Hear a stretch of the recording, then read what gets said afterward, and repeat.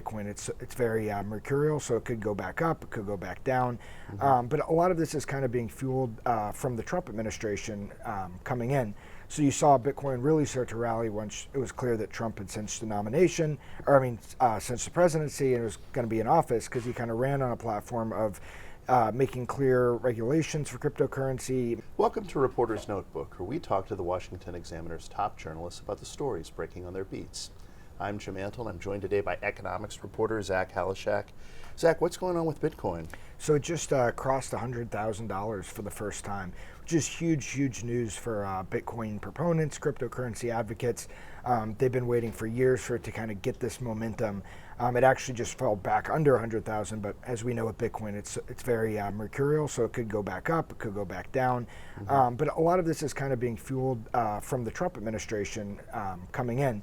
So you saw Bitcoin really start to rally once it was clear that Trump had cinched the nomination, cinched the presidency, and was going to be in office, because he kind of ran on a platform of making clear regulations for cryptocurrency, making it easier, just for, in general, just a more crypto-friendly administration. Right. So you've been seeing it go up and up, and I think what kind of pushed it over the edge in this case was Paul Atkins was chosen to be SEC commissioner.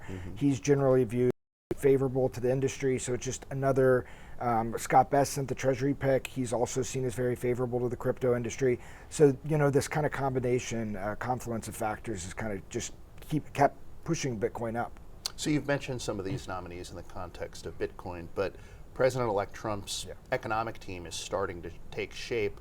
What are some of your takeaways from it? Yeah, so it's a pretty, in terms of ideology, kind of not all exactly the same. You have some people who are very old school, kind of Reaganite, fiscal conservatives, and then you have people like his pick for Secretary of Labor, Lori Chavez de Remer, who's actually more of like a, sort of Democratic, she voted for the PRO Act, which is some very pro-labor, legislation. Really one of very few Republicans to support that. Yeah, just one of two, I think it was, and a lot of Democrats don't even support it because they think it's too extreme.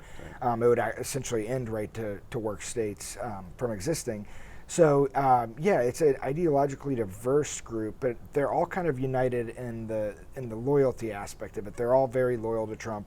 I mean, you remember his first term, you'd had a lot of cabinet members and people in his administration who'd end up leaving and bad-mouthing, Trump and the administration, kind of establishment types. These, I think he kind of sees as disruptors, but they're also have bona fides on Wall Street and are well known. So when he's picking, it's not picks like RFK Jr. or some of the more controversial picks, because Trump really likes to see the markets do well, and I think he's kind of cultivated picks that will do well in the markets, but also be loyal to him and give him some unique perspectives. Trump campaigned pretty heavily on tariffs, particularly tariffs on China, but also other countries. How well represented are the economic nationalists / protectionists on his new team?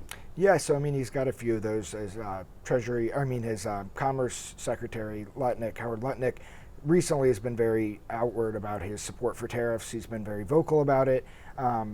Greer, who's the pick for USTR, he's also a protege of Robert Lighthizer, the former U.S. Trade Representative under Trump, and very pro-tariffs. But then you got more skeptical folks like Scott Bessent. He's said in the past that tariffs are inflationary, and I think you're going to have a unique interplay there where it's not all just a singularly focused, ideologically speaking about tariffs in one camp or the other. There are a lot of people adjacent to Lighthizer and who've worked with Lighthizer who are in the incoming Trump administration, but Lighthizer himself doesn't have a job yet. Is that strange? Yeah, so he was actually says that he was pushing for Treasury Secretary, and then if not that, Commerce, and as we saw, both of those kind of fell through. And it seems like he's kind of doesn't really have anywhere else to go at this point. All the top posts have been filled, and I think it would be he's an older gentleman. I think at his age it would be, I don't foresee him taking a step down in the administration. Like, he was U.S. Trade Representative before. I don't see him going below that, and all the top spots are kind of filled. So it looks like he might serve a role as like an outside advisor of some sort, but we'll see where his thinking ends up. You can always invest in Bitcoin. That's true. Thank you, Zach. Yeah. You can read Zach and the rest of our policy team's coverage at WashingtonExaminer.com.